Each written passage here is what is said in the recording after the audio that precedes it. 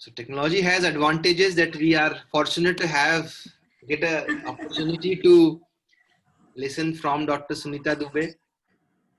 So it's a great opportunity for all the postgraduates. Can you see the full screen, Manish? Yeah, it's visible, sir. Okay.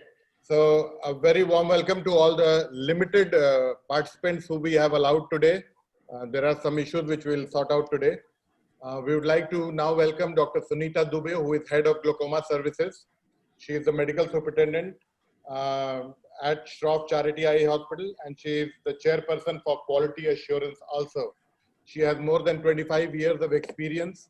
She did her fellowship at Wills Eye Hospital in Philadelphia. She is running a glaucoma fellowship program at Shroff Charity Eye Hospital since 2004. She has more than 100 publication and book chapters in peer and non-peer reviewed journals. She has received several prestigious awards in AIOC, including the E.T. Selvam Award, the Best Paper Award in Ophthalmic Education, Epidemiology and Prevention of Blindness section, and Best Oral Paper Award in at International Congress for Glaucoma Surgeries.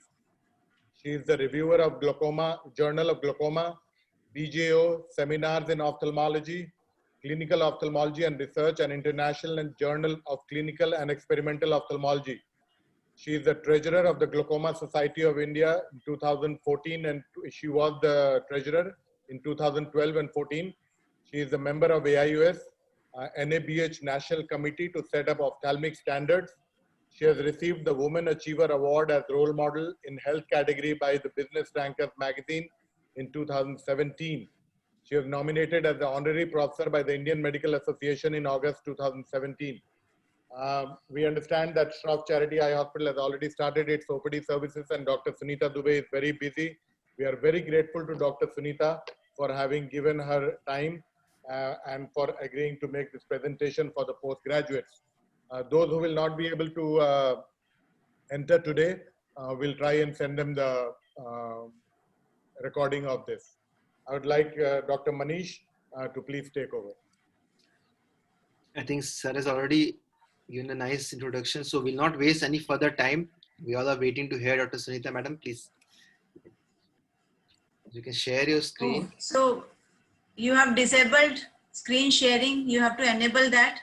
I've enabled it again. Okay.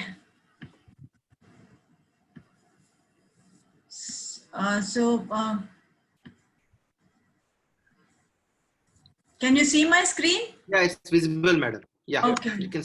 So at the outset, I would like to thank Dr. Satyajit and Dr. Manish for having me for such an interesting PG teaching program. And I was very happy, like there were so many participants, but somehow, as Manish said, the technology you can't trust, especially the Zoom with the password open to all. So like with limited participant, I'm going to cover this very important topic on OCT. And OCT is very, very important because it is such an evolving technology that your knowledge is always limited and you want to learn more and more. And it is quite relevant in clinical practice also. Now starting with the glaucoma definition, as we know, the glaucoma is a progressive disease which is characterized by degeneration of retinal ganglion cells and their axons with resulting changes in the optic nerve head and visual field. So current suggests that the structural loss precedes functional loss. And so many studies have proved that the optic nerve and RNFL changes always precede the visual field loss. And there can be 40 to 50% of the retinal ganglion cell loss, which may happen before the changes appear in the visual field. So it's important to catch the subtle structural changes early in the course of the disease, which would definitely help us preventing blindness because of this disease. The 10th World Glaucoma Association consensus publication stated that detecting progressive glaucomatous RNFL thinning and neuroretinal rim narrowing are the best available gold standards for glaucoma diagnosis. So as we remember earlier, we used to say that perimetry is the gold standard for glaucoma diagnosis, but now it is changing. Now it is the structural changes which are becoming the gold standard, and visual field defects are more for monitoring the patient and in advanced disease. Dr. Manish, am I audible? Yes, madam, you're audible, madam. Very Yeah, clear. sure. Okay. So as we know, clinical evaluation and optic nerve head and RNFL remain the gold standard for diagnosis of glaucoma. And this is the first step which we perform in our clinics. And it's very, very important to document the findings in details. As you can see in the pictures, the neuroretinal rim and the RNFL defects, a dilated examination is mandatory as discussed by the speakers yesterday. And you can add some objective element to it by actually writing the neuroretinal rim width according to the DDLS scale. And then the next step is to take the disc photography. The stereoscopic disc photography is useful for monitoring, for documentation of finding and monitoring changes over a period of time. However, all said and done, the disc evaluations is a subjective test, and there is a lot of inter and even intra-observer variability. So with the advent of imaging technology, especially the OCT, has revolutionized the diagnosis and monitoring of glaucoma, as it can detect the damage objectively and quantitatively in a reproducible manner. And the advantage with OCT is that it can evaluate the RNFL, macular ganglion cell, and optic nerve head changes, all three parameters which are very, very important for the diagnosis of glaucoma. As we know, OCT has undergone major advancements from time domain to the spectral domain and now the swept source OCT. And also the glaucoma software of OCT also has evolved with a very detailed analysis of optic nerve head, macula, and now the progression analysis in the form of guided progression analysis, or GPA. So earlier we used to use time domain OCT, and we used it for quite a few years. But now we have the spectral domain OCT, which has definitely a lot of advantages over time domain OCT in the form of increased axial resolution, faster scanning speeds, because here we are not using the moving mirror, the mirror is fixed, then 3D image, and better reproducibility, and advanced segmentation algorithm, which is very, very useful in studying the different layers of retina in detail, and improved progression detection with the improved software. So these are basically the commonly used machines which are there across the world, across the globe. The RTView, Cirrus, and Spectralis. So they are more or less same. They are all SD-OCTs with little bit of difference. The resolution is more in Spectralis, and the scanning speed is also more in Spectralis. And they all basically measure the RNFL thickness in a circle of 3.45 millimeter centered around the optic disc, and that they also have the macular scan. So now coming to the utility of OCT in glaucoma diagnosis. We all know that we can diagnose glaucoma now in a pre-perimetric stage where there's the optic disc and RNFL changes and no visual defects are seen on standard white on white perimetry. So when we examine our patient under dilatation, we see these disc changes and these subtle RNFL wedge-shaped defects which are emanating from the optic disc, as you can see here, and with the normal visual fields. So to confirm our diagnosis, we do OCT, and which shows a strong correlation with the findings which we see clinically under dilatation, the RNFL defects and the optic nerve changes. So these findings correlate in most of the cases. So now we are sure that in pre-perimetric stage, there is a rapid decline of the RNFL. It's rapid in the early stages and the pre-perimetric stages of glaucoma, whereas you can see the fields, it remains stable for quite some time and then it deteriorates as the disease advances, so it deteriorates very fast. So it is better to diagnose and manage the disease when there is not much deterioration. So taking into the consideration, RNFL assessment has emerged as an important parameter right from the time of TD-OCT era. So in TD-OCT, it was just the RNFL assessment which was reliable, and that is why it was most widely studied parameter. However, now we have OCTs with better segmentation and denser sampling capabilities, and therefore now we can study the other layers like ganglion cell complex or ganglion cell layer in detail, and even optic nerve head in detail with this BMO MRW complex, the Brooks membrane opening and minimum rim width complex. So now, apart from RNFL, we have this ganglion cell and optic nerve parameters also. So OCT, amongst all the technologies, imaging technologies, now OCT is the technique which is used widely, and it is available in almost all institutes. Therefore, it is very important to interpret this printout, which may look simple, but it is not simple to print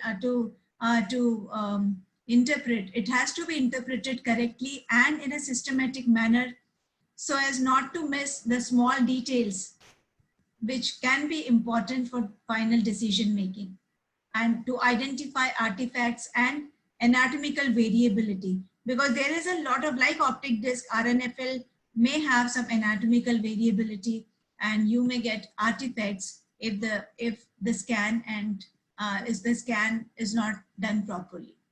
So I'm going to focus on the Cirrus printout, and the most commonly used printout is this disc cube 200 by 200, and it gives you bilateral ONH and RNFL analysis. So you have to do it in a systematic manner and start from the patient data and the scan detail. And then there are various parameters like RNFL thickness map, RNFL deviation map, key parameters, neuroretinal rim thickness, RNFL Tisnit map, and then the quadrantic and clock R analysis of RNFL. And last but not the least is these horizontal vertical tomograph and then circular tomogram. So each of these parameters has importance, and you have to pay attention to each one of them to assess the printout properly. So you can see a lot of colors here, and they are not just red, yellow and green as you would expect, but there are other colors like, you know, orange and red, and then here the colors which depicts it is because of the different tissue reflectance. So these are the colors which you need to understand. So in this OCT printout, there are 3 types of colors. The RNFL thickness map, which is not dependent on the normative database. So it has different color coding. Then all these parameters like key parameters, deviation map, NRR thickness, RNFL Tisnit map, and quadrant and clock R analysis, they have the common color coding, the yellow, green, and red. And then this area which has which is because of the tissue reflectance have different color coding. So you need to understand the color code of the OCT printout, and you will get, just to make you understand, you have this white, green, yellow, and red. So white basically is the thickest 5% of measurement, and green is 5 to 95% of measurement. The yellow shows thinnest 5%, and the red is thinnest 1%. That means the red is the most abnormal. And then you have this gray color also. So gray color is not applicable to RNFL, but it is applicable to optic nerve head. So optic nerve head will be shown as gray if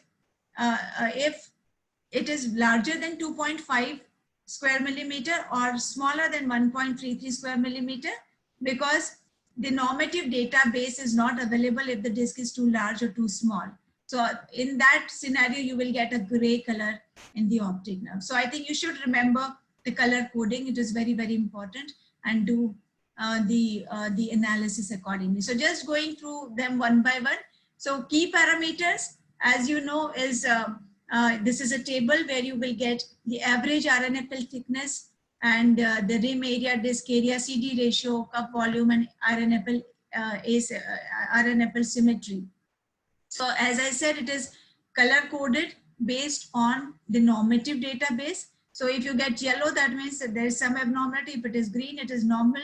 And if it is red, that means that it's abnormal. So this color coding will tell you whether it is normal or abnormal. Now the RNFL thickness map. This is the first left corner. You will get this thickness map here. So basically it is the raw thickness of the RNFL. And normally, as we know, that RNFL is thickest, or the nerve fiber bundles are thickest superiorly and inferiorly. So superior pole and inferior pole of the disc, they are thickest. So you will get this hourglass pattern with warm colors, or the hot colors, the yellow and red colors, as you can see here, and which represents the normal or the thick RNFL. And since RNFL thickness may differ in different individuals, it is not related to the normative database. If it is thin, you will get these cold colors like blue color. As you can see here, there's total loss of RNFL, and there's no shiny hot colors here. They are blue color.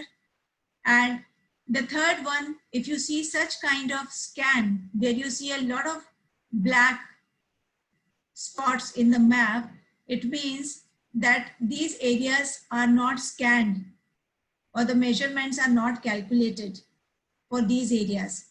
So it is very, very important to see the quality of the scan of this RNFL thickness map, and then you can proceed for the next parameter. So you should know the normal, the abnormal, and whether you have to discard this particular map.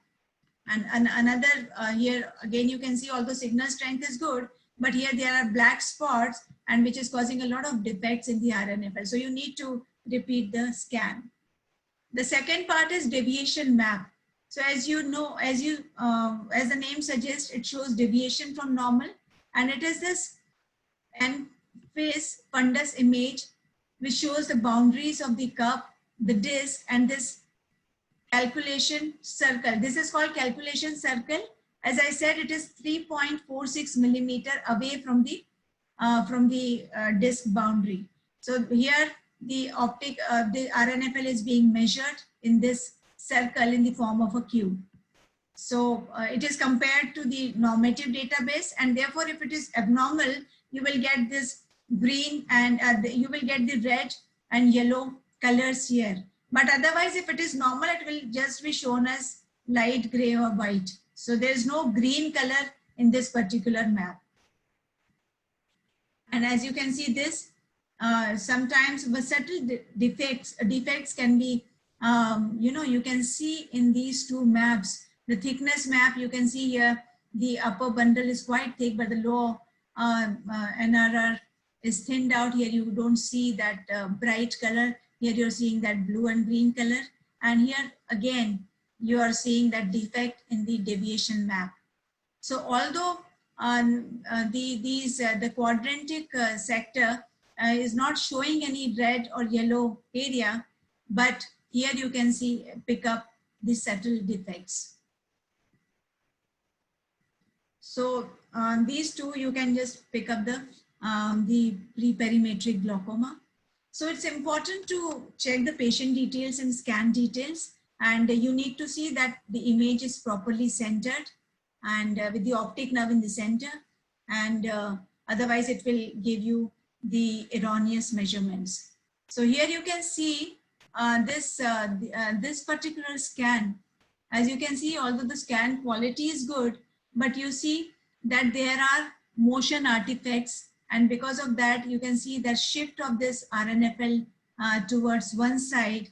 It is not here in the center, and it is because of the shift or motion artifact that you're getting this defect here.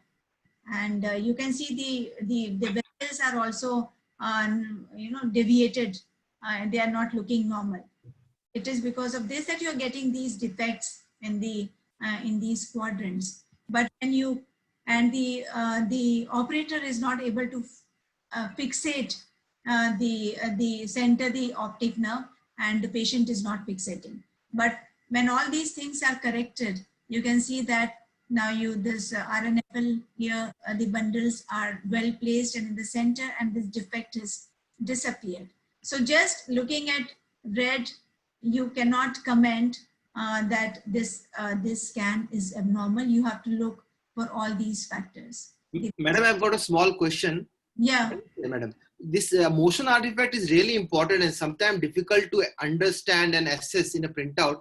So you have very nicely shown, and in the deviation map, we can see the vessels are not straight. Yeah, vessels are not straight. That is why I showed you. You see, they are deviated. But here you can see when you have corrected it, now there's very, very nicely shown. In the RNFL thickness map, can you slightly more specify what actually will make you understand that this is motion artifact and not normal? See, normally, in the thickness map, you can see here, when you see the difference, these bundles, they are hourglass and they are just, placed at a proper position. Okay. It's slightly moved away from the disc. It is slightly moved. Okay, if you see, everything is moved. I understand. Only the vessels and these, the bundle, they try to, be in the same direction. When the vessels have moved, the bundle has also moved this side a little bit. It is the proper position, and this one is not the real defect, because this bundle has moved this side. That is why you're getting this defect here. Yeah. Thank you so much. Thank you so much. Please carry on, madam. Okay. So I think it is very important. I know when I studied, for us also in a routine daily, practice, when you are seeing so many patients, it is very easy to overlook all these findings. Exactly. Look at these and this gives a lot of wrong diagnosis in OCT. Yeah, So one wrong diagnosis. Yeah. Thank you so much, madam. Okay. Then we get so many patients like, who have vitreous opacities, Weiss ring. So I think, again, this is very, very important. We are getting elderly patients who have complete vitreous detachment or partial vitreous detachment, Weiss ring. If you see, this is this black dot which is appearing here. And as I said, when there is a white, this black dot, that means here the RNFL thickness is not measured. Okay. And this, if you just go to this deviation map, you can see this is falling on the calculation circle. So that means here the RNFL is being measured and this area is not being measured. And this is depicted here as a defect. So you can see the defect, and it is because of this spot. And if you see the patient clinically, there is a Weiss ring. But Weiss ring, if there's a complete vitreous detachment, when the patient moves his eyes, it may shift. Okay, so when it shifts, then it may disappear. Okay, now it has shifted to that area, which is not, and it is not coinciding with the calculation circle. So that means here the RNFL is being calculated, the thickness is being calculated, and here it is all right. So now you're not getting any defect. So I think all these small points you have to keep in mind. The clinical findings are very important when you are interpreting the results. Signal strength, again, I think the signal strength more than 6 is advisable. If the signal strength is less than 6, say it is here, it is 4 and 3, then again this thing is not reliable. You have to correlate clinically. If your optic nerve is very abnormal, then you can, accept this picture. But if the optic nerve is not abnormal, and if there is cataract, then you have to discard this and maybe rely on other findings. So signal strength again is very important. Now another part is neuroretinal rim thickness and Tisnet map. Again, this is very important. This is, we already are aware of this sinusoidal signal profile because of the double hump of the thick superior and inferior, neuroretinal rim. And in Cirrus machine, it is age matched as well as disc size matched also. As I had shown before, that the normative database is there when the disc is between 1.33 and 2.5. If it is beyond 2.5, then it is not disc size matched. And that is why when in a patient where the disc is very large, then you cannot rely on the findings, because especially in the high myopic patients, when the disc is 3.5, then it is not the disc size matched. So again, you have to see how much is the size of the disc. And then this is RNFL Tisnet plot. Again, you have to see carefully. I'll give you an example, whether this is because of the real defect or it is because of some artifacts or anatomical variations. As you can see here in this particular patient, normally, as I showed, this is the normal thick hourglass pattern of RNFL. But in some patients, as variability or variability, there is a split RNFL configuration. You can see there is a split in between. Okay, and this split is an in between, because since this bundle is broken into two, there is a defect which you can see here, because otherwise this thickness is normal. You can see the average RNFL thickness is normal, but here you can see because of the non-measurement, here you can see a defect. And very interesting finding here is that this split profile will show two prominent RNFL peaks. Normally superiorly you will get one and inferiorly you will get one, but here since the RNFL bundle is divided into two, you will get two peaks here, prominent peaks. So I think you have to look at every part. As I said, it is not just that, looking at this defect here or defect here, you will say that it is an abnormal printout. So you have to look, and this is quite commonly, it can be present. If you know it, then you will see it in the printout also. So you have to have the knowledge about these anatomical variants. So in glaucoma, as we know, there is flattening of the double hump pattern, and you have to correlate it with your disc, or there can be a focal thinning. Then again, quadrant and clockwise manner, you have to see the thickness, RNFL thickness in various quadrants. And again, you have to look for anatomical variations before drawing conclusion based on these pie graphs. So I think everything needs to be correlated. So this is about the RNFL. Now coming to the macular or the GC-IPL thickness. So we know that early glaucomatous damage involved macula, because more than 50% of the eye's retinal ganglion cells are located at macula, and glaucoma by definition is a ganglion cell disease. And GCL, which is composed of 6 to 8 layers of retinal ganglion cell, constitutes up to 30 to 35% of total retinal thickness in the macula. And the inferior macula is more vulnerable because the fibers are going to the inferior pole of the disc, which is crowded. So this is called the vulnerable zone. And now the problem with ganglion cell is they have got less reflectance. They are not very reflectile as the RNFL. So some machines, they measure all the 3 layers together like the OptoView. So this is called ganglion cell complex, where you have RNFL, GCL and IPL. But in Cirrus machine, they just measure GCL and IPL. So that is why the findings of 2 machines are not interchangeable. Like the ganglion cell complex of OptoView will be the thicker than the ICL GCL complex of Cirrus OCT. So now interpretation, I think, is just the same as we did it for the RNFL ONH printout. This is the thickness map. Again, the thickness, if the thick will be reflected as the bold colors, the orange and red, and the thin will be seen as a yellow, as a blue color here. So in the center it is thick and in the periphery it is thin. And you can see here in the deviation map, this is age matched, and here you can see the yellow and the red color. And then this, it's very important, sector wise you can see the GCL IPL thickness and the average GCL IPL thickness and the minimal IPL GCL thickness. Again, you can see the numbers. This is very important here because some of our elderly patients have some macular pathology. So basically this is the tomogram, the horizontal B scan, and here you should be able to see any macular pathology. like even our optometrists, they are able to diagnose it. This patient was diagnosed. This was a patient with the eye syndrome and with CME. So this is a very unique combination, and there are some case reports. And the optometrist was, doing the scan, and he said that there's something wrong. There's CME at the macula. So I think it's very important to look at this B scan image also to find out any macular pathology. So everything is very important when you are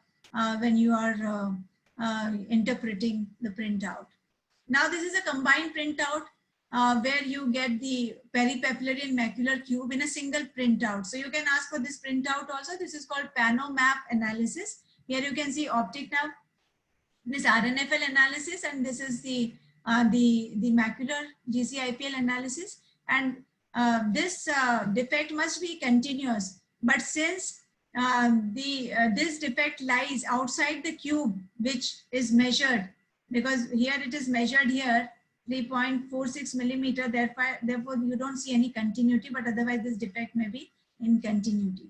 So you can have this combined map, and here you can see you have to, whenever you see defects like this on OCT, and you have to correlate it clinically. I think this is very, very important for anything, even for visual field. Like you can't just make diagnosis just on the basis of visual field or on the basis of OCT. You have to look at the disc and the other parameters. So all three put together, you can now easily make your diagnosis.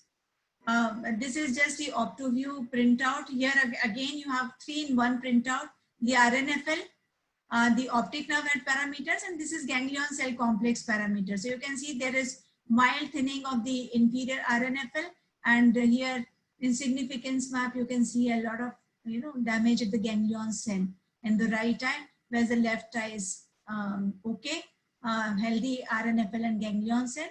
And in the symmetry analysis, you can see the difference between both eyes. So again, you can get the single printout of the OptoView.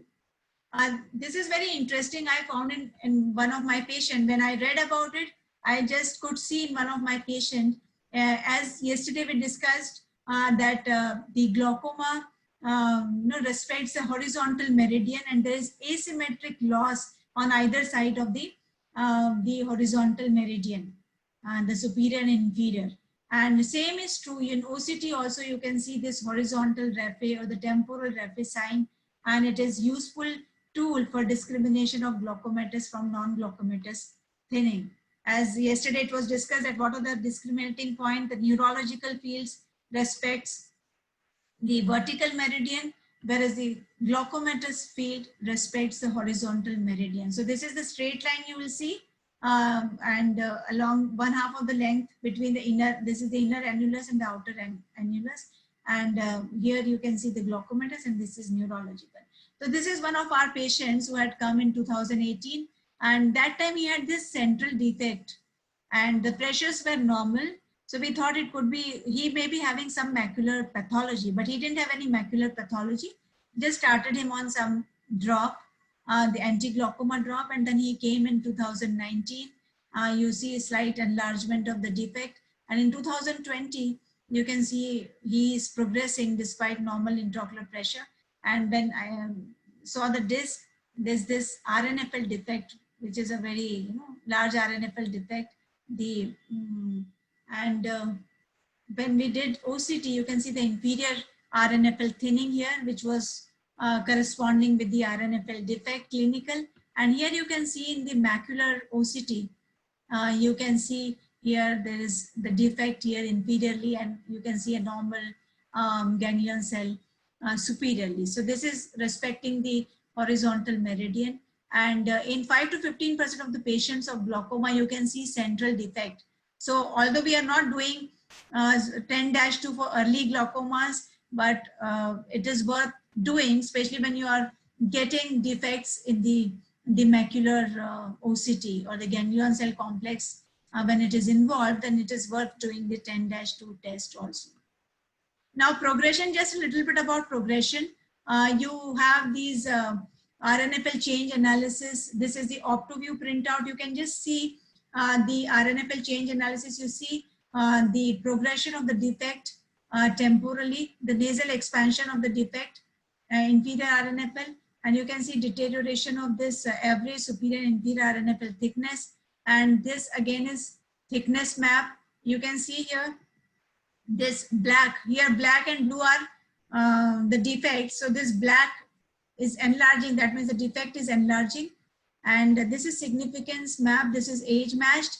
Again, this defect is significantly enlarging, and there is a new damage inferiorly.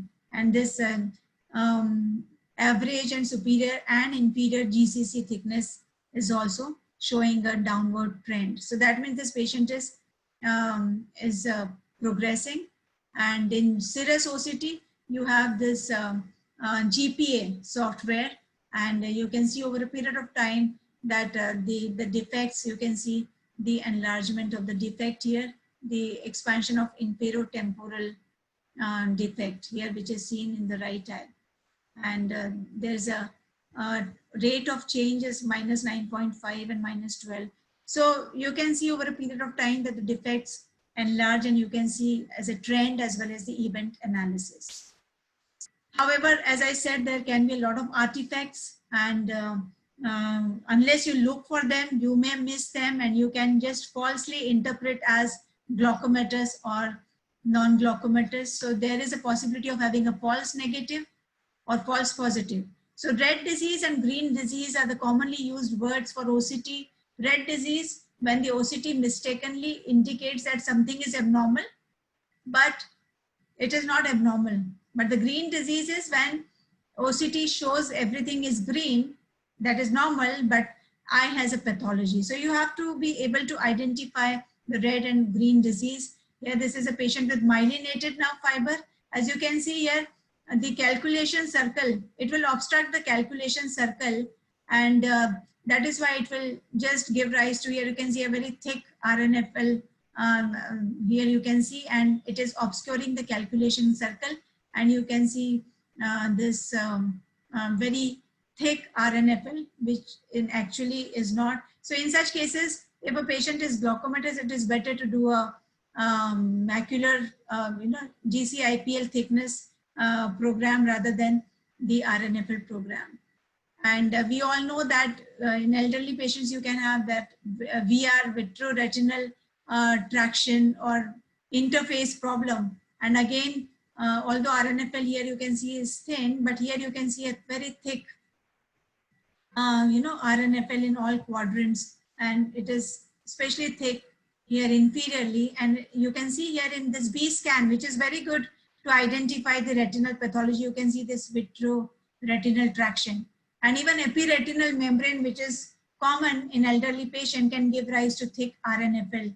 So you have to keep these things in mind. And if you see all these things, you can, and if the macula is normal, then you can just, assess your patient on this GC-IPL map.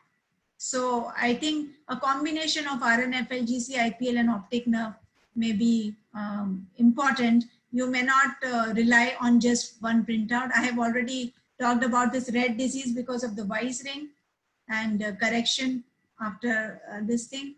And split bundle I have already discussed, and this can lead to your red disease. And so again, the macular program or the ganglion cell layer program is better in such situation. In patients who have macular pathology, this one is having this macular scar here, and you can see because of the macular scar, the central defect, and here macular scar. So dilatation is very important when you're getting any change in the macula, and you can see here there is a gross, decrease in the ganglion cell layer in the left eye, which was showing the scar. Myopia again is a very challenging situation, and here you can see a lot of peripapillary atrophy, and it may not be possible to accurately measure the RNFL because the calculation circle will, fall on this peripapillary atrophy. So the measurements will be erroneous, and you will get, in most of the places, the RNFL, the machine is not able to measure or calculate the RNFL, and you see this dark black areas and a lot of RNFL defects everywhere. Although when we did the field, it is just the enlargement of blind spot because of that peripapillary atrophy. So in such a scenario, when you're dealing with myopia, it is not a good idea to do the routine OCT scan. You can do, in such scenario, if the macula is healthy, you can do the ganglion cell test, or you can do a field evaluation, and you can correlate it with the other clinical findings. So basically, a word about this myopia, you can get a segmentation error, and it is because in myopia, because of the tilt, you can see that there's a temporal displacement of this this RNFL along with the vessels. So you will see these nasal defects, and you all know that the myopic disc is tilted large, and with the temporal side is the nasal side is elevated and the temporal side is depressed. So it may not be possible to correctly locate the calculation circle also, and you will get such type of defects in myopic patients, even though there is no glaucoma. So I think it is better to do a macular program, or maybe now with spectralis, you will get a larger circle also. Like it has, apart from 3.46, it has 4.1 and 4.6 calculation circle also. Although I have personally not used spectralis. A word about fluid effect. In very advanced glaucoma, the RNFL bottoms out because there is support tissues and vessels also. So you won't get more than 40-50 deterioration more than 40-50. It just bottoms out at 45-50, and after that you will not see a decrease in the values here. And in that case, the visual field has to be relied upon. You can see a very advanced glaucoma here. So, but OCT is again very useful in patients who show learning curve, and we do get a lot of patients who are not able to perform fields properly, and you see a lot of learning defects here. And if in this case, if the OCT is normal, then you can easily rule out glaucoma. And studies have shown that OCT is very good to rule out glaucoma if all the parameters are normal, and if you have seen that there are no artifacts, and you have seen other abnormalities also, then you can easily rule out glaucoma. So to summarize, it's very useful complement to a good clinical examination, and we should be aware of the limitations of OCT and possible scan artifacts. We should be aware of red and green disease and look at each part of the printout very carefully. And you should remember that the normative database is not available for very high myopes, high hypermetropes, and children also less than 18 years. So you cannot compare their findings with the normative database, otherwise you'll get erroneous results. And clinical decision should never be driven by OCT results alone. A good clinical examination is a must to diagnose and manage patients with glaucoma. Thank you. Thank you, madam. I think it was very nice presentation. You almost covered all the key aspects in OCT from glaucoma perspective. There are a few questions which are related to retinal OCT, for example, what is drill or what is ellipsoid zone. We'll try to focus more on glaucoma. There's one question. What is normal RNFL thickness? Dr. Sunita, can you stop sharing your screen, please? Yeah, sure. Thanks. Yeah. So what is normal RNFL thickness? Yeah, it is around in Indian, the studies have been done, and it is around 104 in normal adult population, the average RNFL thickness. So it's around 104. Yeah. And why OCT is not a good investigation of choice for advanced glaucoma? Yeah, for advanced glaucoma, as I said, because there is a, it bottoms out. Because of that, because it is not just RNFL, it consists of RNFL plus glial tissue, astrocytes, and blood vessels. So out of 104, you say that 70 to 80% thickness is because of RNFL, but some thickness is because of the blood vessels, the astrocytes, and glial tissue, and they do not degenerate as RNFL. So still there will be some, thickness remaining even in advanced glaucomas also. So There is some amount of connective tissue there yeah, which will remain even when there is advanced glaucoma. So what is what we call as the floor effect. floor So effect. after that, even if the glaucoma is advancing, the RNFL thickness will not go down further. So because of this, these cases, as Madam is mentioning, will not be useful. Madam, what is the importance of white color in OCT? Dr. Parivardhini, are you there? You can also join in the discussion. Yeah, Yeah, yes, so Dr. white, Yeah. white color, as I said, white color indicates the thickest, Yeah, abnormally high increase. abnormally high RNFL. And as I said, RNFL thickness also vary. And that is why in some patients we get the green disease because, although there can be amongst the very thick RNFL bundles, the subtle RNFL defect may not reveal itself. Exactly. And because the RNFL thickness in some patients may be exceptionally high. So in those patients, it may give you, the white color. I have also seen, Madam, in patients with disc edema, where there is Yeah. increased thickness of RNFL or there is edema around the disc, you get excessively thickened RNFL. So Yeah. there's a lot of white areas, which is actually giving a false impression. And one very basic question I like to ask, especially for PG, is very important. Where you think an OCT should be advised? Because a lot of time we see at random every glaucoma patient OCT has been advised, and because of there is a lot of false red and white disease, red and green disease. So what are in your practice the indications for doing an OCT?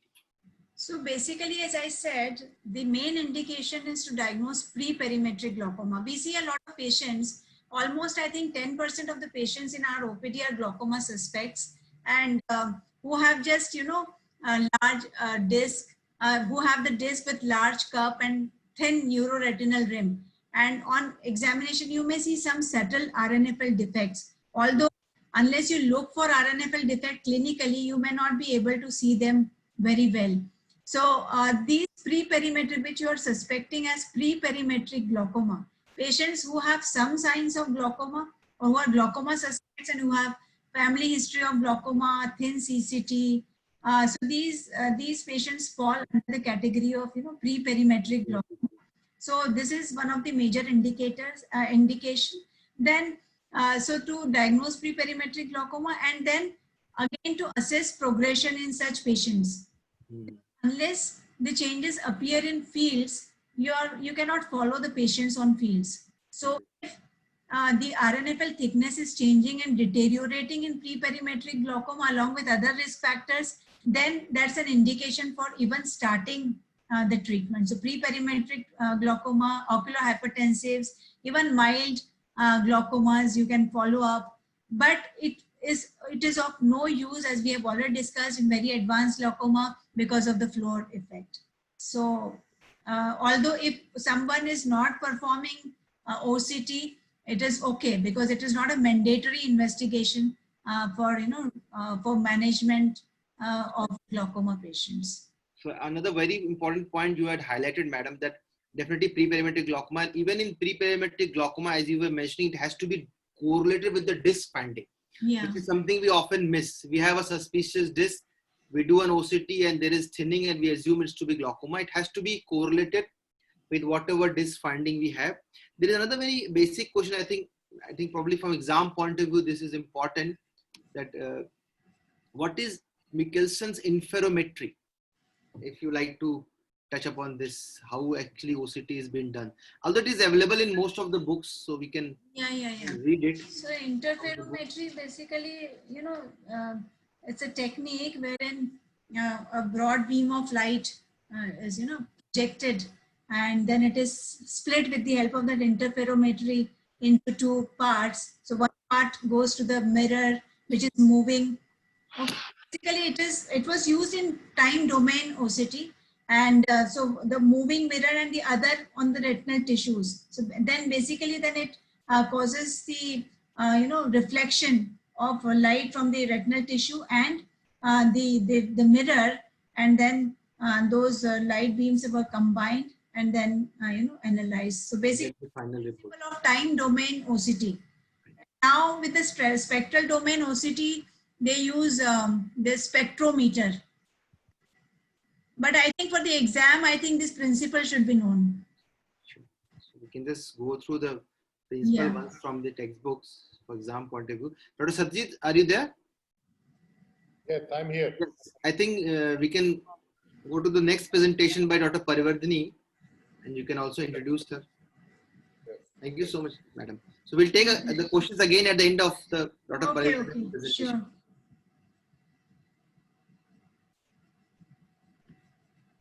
Dr. Satyajit? One second.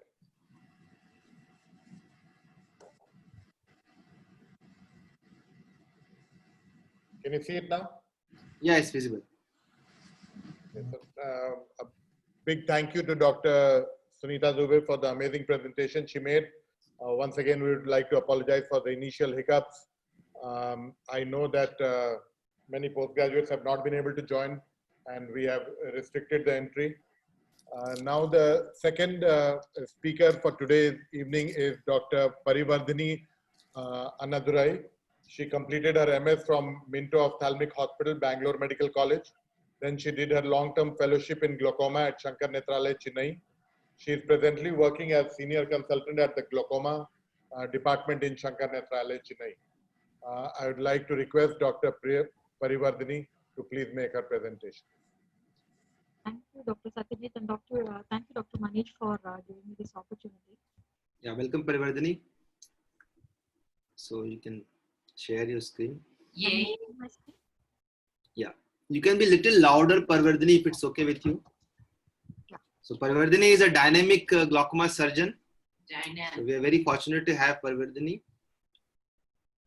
So she'll be speaking on a very interesting topic of disc imaging, HRT and GDX. Yeah, Manish has given me a difficult job of speaking about both HRT and GDX together.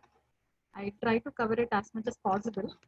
And, so we know that glaucoma is a characteristic progressive optic neuropathy, and judging the optic disc for this characteristic optic nerve changes for glaucoma is very important for the diagnosis and for detecting progression of glaucoma. And so we evaluate the optic disc clinically, but we know that it is subjective.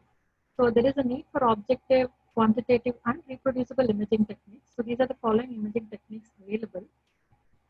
So coming to this photography, we use the fundus camera to capture the disc images. And we have monoscopic images where it is the photograph of the optic disc, the color photograph. We can see the optic nerve head changes of glaucoma in this photo. The retinal nerve fiber layer defects are seen but are really faint. So the red-free photograph will actually enhance the detail of the RNFL and which will facilitate the identification of RNFL defects. A stereoscopic photo is nothing but photographic pairs of optic discs which are separated slightly so that they are fused binocularly, giving the appearance of a three-dimensional image. So when a three-dimensional image is present, we will know the cupping. We will know how much of a cupping is there, how deep it is. So along with this, if a red-free photograph is also added, which will give a bitmap image. So this can be used for documenting the optic disc photographs. So the ocular hypertension treatment study showed that when they reviewed this photograph, they found 128 disc hemorrhages, of which only 21 were seen on clinical examination. This goes to show that we can miss disc hemorrhages clinically. So this photo provides a documentation of the disc hemorrhage being present, and it is often shown when the hemorrhage is small or faint, maybe when it is in the resolving stage. So this European optic disc assessment trial, which was an RCT, compared the stereo disc photos with GDX and HRT, and showed that the specificity was of course low when stereo disc were compared with the other disc imaging techniques. The sensitivity was also low, particularly in eyes who had mild glaucomatous changes. So this photograph itself cannot be used for diagnosis of glaucoma. So the limitations are we require patient cooperation. Small pupils or media opacities again will confound the image. Interpretation is however subjective. The advantage is it is a permanent record of the optic disc. It is easier to compare and for follow. This is an example of the follow-up. We can see that the disc photograph, the one which is taken in 2015, shows that the disc damage has progressed from 2007. there is a disc hemorrhage and inferior rim thinning, which has reached till the disc rim in the 2015 photograph. So coming to HRT, that was in short about the disc photography. HRT is Heidelberg Retinal Tomography. It is based on confocal scanning laser ophthalmoscope. What the HRT does is it acquires the 3D images of the optic nerve head and the peripapillary retina and it analyzes it. It is used for discriminating between the normal and glaucomatous optic disc and also to identify glaucoma progression. So what it basically does is it creates multiple optical images of the retinal surface from the anteretinal surface till the lamina cribrosa to create a 3D image. To explain it simply, if you take optical sections from the anterior part of the chair to the back part of the chair and then convert it into a topographical image, this is what the HRT will do. It will then create a series of optical section images from different locations of the optic nerve. So in this, the 3 automatic image series are taken. They're converted to 3 topographic images and then to mean topographic image. So once we create a topographic image, so what is projected on the screen? It is color coded. The elevated ones are always dark and the depressed ones are lighter in color. So the rim area will be darker and the cup area will be lighter. The reflectance image is also similarly color coded. So when we start with the HRT procedure, we will draw the contour line, which is nothing but marking the disc margins. So which will delineate the disc margin. So once we join the contour line, which is defined, then automatically the machine will create a topography image, which is color coded. So here we can see that once the retinal contour line is done, from there the machine will automatically create a reference plan, 15 microns, to the on the temporal side. So whichever is below the reference plane, I'm not able to use the pointer. Whichever is below the reference plane is the cup, which is red in color. The area between the reference plane and the peripapillary retinal surface is green in color. So we can see in the mean topography image that the cup is in red color and the rim, the sloping rim is blue in color and the flat rim is shown in green color. We have various versions of HRT which has progressed from HRT Classic to 2 and recently we have the HRT 3. So to remember what is new in the HRT 3, it has a expansion of the normative database to include large number of individuals because the HRT image is compared with the normative database. And they've also included ethnic specific stratification. They have included African American eyes, they've included Indian eyes. And the other important inclusion is glaucoma probability score, which I will be speaking about later. So this is how a HRT 3 printout will look like. The first one is the OU report. The second one is the right eye report, and the last one is the left eye report. The OU report will show both the right eye and the left eye parameters in the same printout. So how do we read the HRT printout? We will first assess the image quality, check the disc size, evaluate the cup, evaluate the rim, and evaluate the RNFL. Dr. Manish, can you help me how to use the pointer? I think you can use the pointer on your screen. We can see the pointer, yeah. Yeah, I can see. Yeah, fine. Yeah. So when you're trying to interpret the HRT, first look at the image quality here, which is seen here. Then you check the disc size, which is seen here. Evaluate the cup, evaluate the rim, and evaluate the retinal nerve fiber. We follow these 5 steps to read the HRT. The first one, with all imaging techniques, with all investigative procedures, we will first see the patient information. Important to notice, ethnicity is there in HRT. So next comes the quality score. The quality score has to be less than 40 to be able to acceptably read the printout. If it is more than that, we'll probably have to repeat the HRT to get the reading. Next to see is to see the disc size. Usually smaller discs are less than 1.6 square millimeters. The average is 1.6 to 2.5. A disc size of more than 2.5 square millimeters are larger discs. So the disc area is it's a highlight of HRT. the next is to evaluate the cup. The cup will give. Parivartini, Sorry. yeah, sorry to disturb you. There seems to be some lag in your audio. Is it possible to use some other data? If it is okay, or else you can carry on with this. There is slight lag in the audio. It's not coming very clearly. Okay. Is it possible to use Shall some other? Shall I put off my video then? Maybe, yeah, you can do that. You can switch off the video, then maybe it will become better. No, you continue with the slides. Just stop your video, Yeah. and maybe it will become slightly faster. Yeah, I think that's a good idea. You can carry on with the presentation. Yeah. Fine now? Yeah.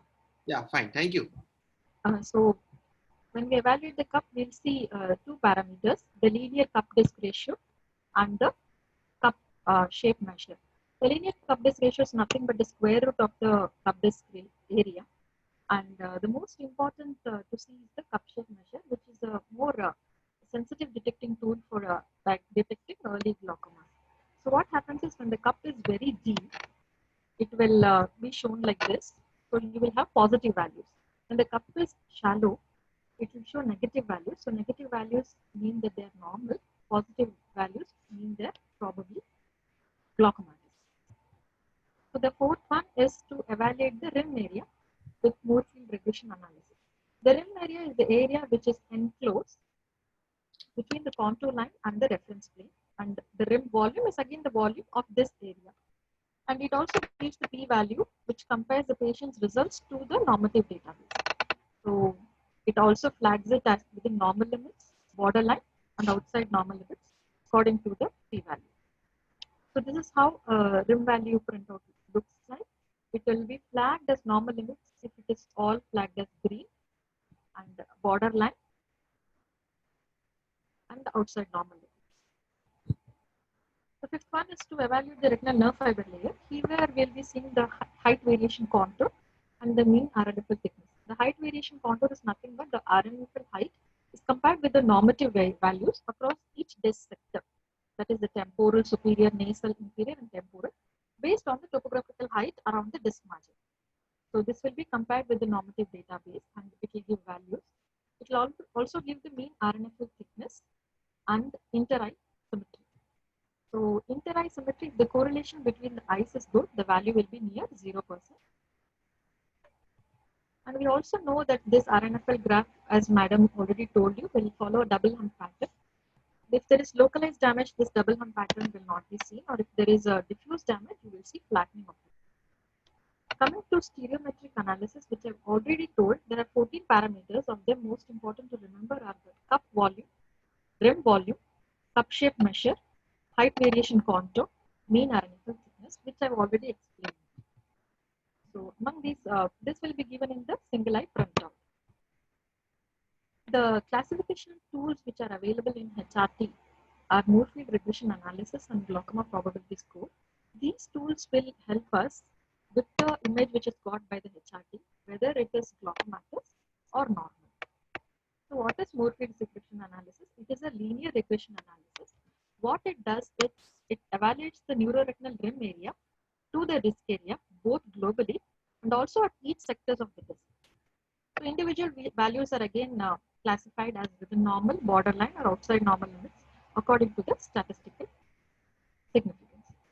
So this is the color-coded bar graph which shows the cup in red code, the rim in green code according to global and all the other sectors, which will be flagged as whether it is normal, abnormal, or within or borderline. Coming to the glaucoma probability score, this is an objective user-independent classification method, which means that we need not, this doesn't depend on the drawing of the contour line. The 5 parameters which are described in the morphology is included in glaucoma probability score: the rim steepness, the cup size, the cup depth, the horizontal and vertical RNFL. So what it does is it employs a new method of artificial intelligence, relevance vector machine. This has to be remembered. So how it differs from MRA is, MRA relies on the rim area in relation to the disc size, but GPS is based on creation of a 3D structure of the optic nerve. This is a simple diagram to show that the GPS model, what it does is, it takes the 3D picture of the optic disc and the peripapillary nerve fiber layer and it converts it into a 3D model. this it compares to the 3D models and of the healthy and glaucomatous eyes in its software and derives the probability of glaucoma for the scan type. This is what the GPS does. So this is how a GPS printout looks like. The calculation result is shown here. This is exactly how color coded like the MRA has seen. So how do MRA and the GPS compare to each other? They are both similar in the sensitivity and specificity. Probably the GPS is a little more sensitive to than MRA to discriminate normal from the glaucomatous. It has also been seen that when the disk size is very small, both the GPS and MRA will show decreased sensitivity. However, if the disk size is larger, the GPS will show reduced specificity also. Coming to the progression analysis, we have two progression analysis, the trend analysis, which uses stereometric parameter changes, and the TCA, which is topographical change analysis. We need one baseline and two follow-up examinations to detect progression. The TCA is nothing but a statistical tool which estimates the probability that the difference in height at a superpixel between the baseline and follow-up images. So again, it requires 3 examinations. The progression here is defined as a cluster of 20 or more significantly depressed superpixels within the disk margin. This is a very sensitive tool, and TCA is a very powerful analysis, and it can detect progression over very minute changes also. So this is how a TCA printout will look like, where in the follow-up images, the red areas will indicate areas of significantly lower height measurement, and the color intensity again reflects the extent of the change measured. The trend analysis, here a graph will be summarizing the development of the entity of all the red mark clusters over time. The changes in volume and area will be displayed separately as 2 independent lines. The changes in area will be depicted as blue squares and changes in volume as red triangles. How does HRT compare with the other imaging techniques like OCT? If we look at this article by Fallon et al., it shows that comparing with OCT, the HRT is slightly showing lesser sensitivity and specificity. So compared to GDX also, it is similar. So coming to the progression rates which can be detected with HRT, we know that the disk changes appear more frequently before the field changes. So this article by Chauhan et al., they found that HRT only was able to diagnose progression in 40% of the eyes, but when only perimetry was used, it was able to detect progression in only 4% of eyes. So coming to the advantages, it is a comfortable procedure because it gets over in a very short examination time. We don't need dilatation of the pupil, and even in a hazy media, we can get better resolution. Here, a real-time image can be obtained for immediate evaluation. This HRT3 is backward compatible. That means even with the images obtained from the previous versions, we can use it for progression evaluation. The disadvantages, however, that drawing the contour line, if a trained person is not drawing the contour line properly, in all the further evaluation, because it depends on this step, can be flawed. Manish, can I start with my GDX presentation? Dr. Parveda, you can, Yeah. Yeah, sure. So coming to very in short about GDX, because we don't use it nowadays. GDX, basically it is for the exam going PGs. GDX is based on the birefringent property of the retinal nerve fiber layer. And why the retinal nerve fiber layer is birefringent is because of the parallel arrangement of the microtubules within the RNFL axons. So birefringence is nothing but the stretching of a light wave by a polar material into 2 components, creating a phase shift. That is called retardation. So this is what happens. So the amount of retardation from the retinal nerve fiber layer is directly proportional to the retinal nerve fiber layer thickness. So we also know that in addition to the retinal nerve fiber layer, there are other structures also which are all birefringent, like the cornea and to the lesser extent the lens in the eye. So we have this corneal compensators, the variable corneal compensators, and enhanced corneal compensation. So what is VCC? Here, what it does, it's the corneal compensator cancels the corneal bifringence, resulting in a uniform retardation around the fovea. So this is the first picture is an uncompensated scan. This is a ECC. But the corneal bifringence is eliminated. So ECC is the newest one, the enhanced corneal compensation. It is an alternative algorithm. Here what it does is a raw bifringence signal is added so that a more sensitive region of the SLP detector to improve the signal to noise ratio. This is with VCC and this is with ECC. So this is how GDX VCC printout looks like. Like with all, it has the patient details in the upper part.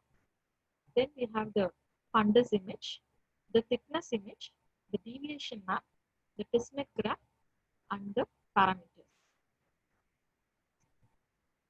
So before we try to read the GDX printout, just check for the image quality, whether the image is focused, is it adequately illuminated, is the optic disc center, and is the ellipse centered on the ONH? All these things have to be paid particular attention first before we go to read the GDX printout. Coming to the RNFL thickness map, here the RNFL thickness is represented as a high resolution of the color map. All the thicker areas are represented in hot colors, the yellow, orange, and red. The thinner areas in cool colors, the blue and green. The next is the deviation map. The deviation map is again color coded. It is based on the probability of normality. It reveals the deviation from normal as well as the location and severity of the RNFL defect. So this is exactly the opposite of the reflectance map, where red means the retinal nerve fiber layer is more thin. So coming to the interpretation of parameters, here in the tabular column, the calculation, the measures from the calculation circle is given. Values outside normal are color coded based on the probability of normality. Coming to the Tismet graph, as Madam has already explained, it displays the thickness values along the calculation circle. The normal values are within the shaded area, and any abnormals will be beyond the shaded area. The nerve fiber indicator is specific to GDX, where it is a global measure based on the entire thickness map. So it is given in number from 0 to 100. Less than 30 is considered as normalized. 30 to 50 is borderline, and 50 to 100 is usually glaucoma. The advantages of GDX is it is quick, objective. Like HRT, it again needs an undilated pupil. There is no reference plane like HRT, and it is independent of the resolution of eye. You can have good reproducibility. The disadvantages are theoretically the cornea unlens can change the retardation. When you have peripapillary atrophy, chorioretinal scarring, dense media opacity, corneal disturbances may have effect on the retardation values. It does not actually measure the RNFL thickness, and it has limited use in moderate and advanced cases. Unlike HRT, it is not backward compatible. That means with the previous versions of GDX, you will not be able to select the images for progression. So again, to conclude, as Madam said, we should never use the imaging tools in isolation. They should always be used in conjunction with clinical evaluation and perimetry. And whenever we find an abnormal imaging test, it is always better to repeat it again to confirm it, and then use it in conjunction to diagnose glaucoma or to detect progression. Thank you. Thank you, Dr. Parivardhini. First of all, I'd like to thank you for accepting this topic, because GDX is something which none of us are actually using, but you made it very simple, especially for PGs. I think is useful because they can still get a question, a short note, or even a Viva question about GDX. If you have any question, I think one question which I like to ask you, because since you're working in Shankar Netra, you have an option to have HRT, OCT, perimetry, disc photography. So how you decide which patient to go for OCT and which patient to go for HRT? So HRT, we know that you cannot use it in advanced glaucoma. Whenever we advise HRT, it is mostly for people for progression, to look for progression. So mainly in OHTs, when you want to know whether any disc damage is occurring pre-perimetrically, you would want to look for progression in OHTs. HRT is being used. And in disc suspects also, can be used. We don't, more often we use OCT than HRT. So I think HRT is something which is available with you. GDX for PGs, I must say that the company actually has stopped producing the machine. So maybe over time you will probably won't be getting questions also, but it was a good machine. You also mentioned in your presentation that GDX is not actually measuring the RNFL. So Yeah. what actually the GDX is measures? It is measuring the reflect and the bifringence. So if at all there is any media opacity or something, so it will not be measuring actually the retinal nerve fibrillary. I remember when we used to have all the three machines, there was a common question that what actually these three machines measure. So, example, GDS, or Dr. Parivardhini has already mentioned, it basically looks at the bifringence. OCT focuses at the RNFL thickness, and HRT is something which focuses more at the disc. Yes. And HRT is supposed to be the best among the three for looking for progression. But now OCT also has come up with a lot of softwares which can help in assessing progression. So, Dr. Sunita Dubey, madam, I'd like to have your opinion.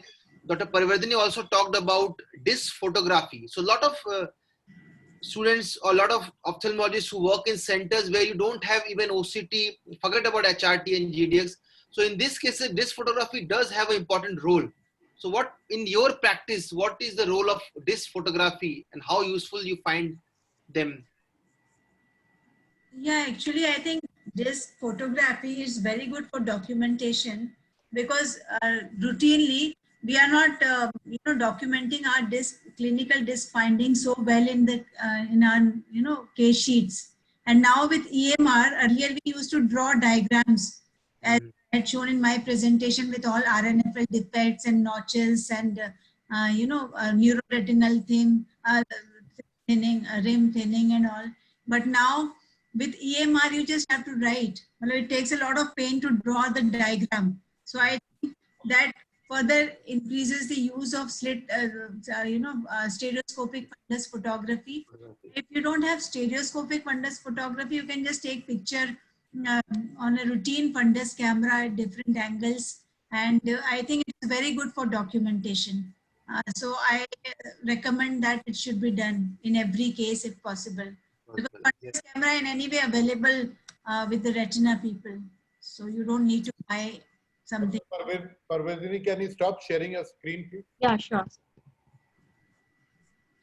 Another thing I'll share my experience, because initially when I started my practice, I used to do a lot of OCT. Perimetry is something which everyone is supposed to do because it's a part of glaucoma evaluation. Like a disc evaluation, perimetry should be done in every patient of glaucoma. HRT or OCT or disc photography is a supplement to perimetry, but you should not be following only on HRT or OCT. Perimetry is very important in every glaucoma patient because we have to see what are the field changes which is happening over time. So perimetry is still the gold standard.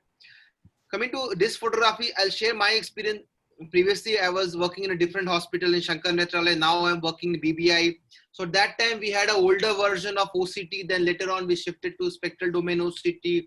Now we have the spectralis. So there are patients where we did a OCT say 10 years back. That data actually now is of not much of use because the machine has changed and you can't compare, as madam was mentioning, you can't compare different machines.